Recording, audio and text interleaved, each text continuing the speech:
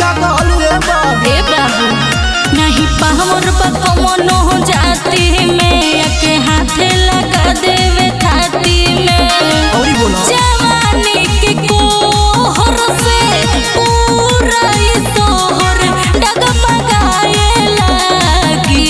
सुनो कुर्मिया कोयली के लागे जाई मोहर करे जाहो तोहर गवाए लागी पटेल कुशवाहा के लागे जाई मोहर करे जाहो सोहर गवाए लागी बुझल।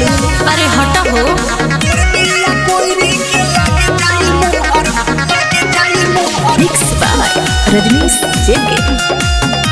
करे जाहो सोहर गवाए लागी मन जोग मरदा हमारा आजले न भेटल बा कौनो जति से हमर दर्द नहीं मेटल बा।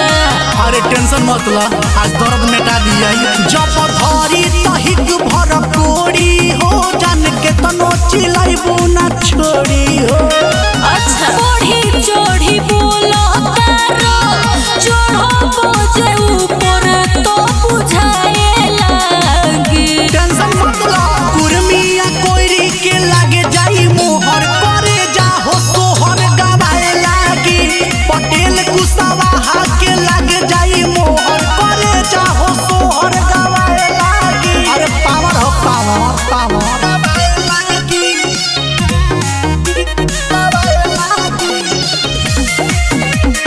कुर्मिया कोयरी के लागे जाई मोहर करे जाहो सोहर गवाए लागी सोहर गवाए लागी।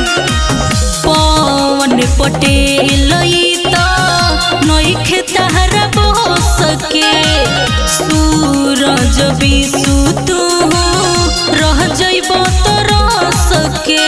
अरे देखो जा का होता देखावा छन भर में तोहर पूरा दिहे डोज तोरा देहिया के गरमी झरी है मनोज। सुना देखी के धन हम तोहरो ई मोने पागलाए लागी। ना हो कुर्मिया कोयरी के लागे जाई मोहर करे जाहो सोहर गवाए लागी पटेल कुशवाहा के लागे जाई मोहर करे जाहो सोहर गवाए लागी।